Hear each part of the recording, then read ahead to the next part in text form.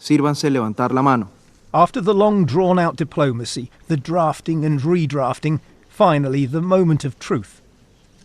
The wide show of support from most Security Council members was no surprise. The resolution the UAE has put in blue this morning responds to the calls for a sustainable cessation of hostilities and a massive scale-up of humanitarian aid.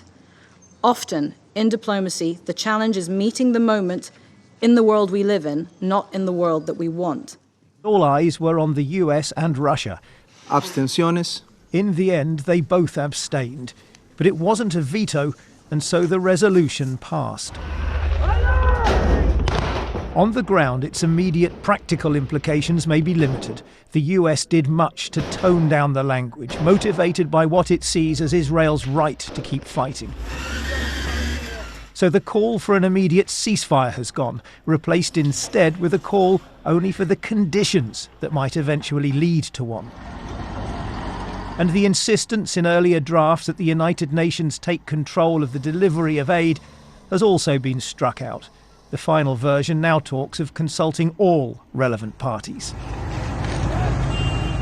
As always, the geopolitics were never far from the surface, with Russia describing the US as shameful for not calling for a ceasefire.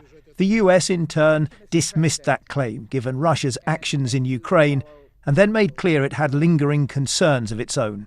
While we are encouraged that the Council spoke out on this humanitarian crisis, we're deeply disappointed, appalled actually, that once again the Council was not able to condemn Hamas's horrific terrorist attack on October 7th.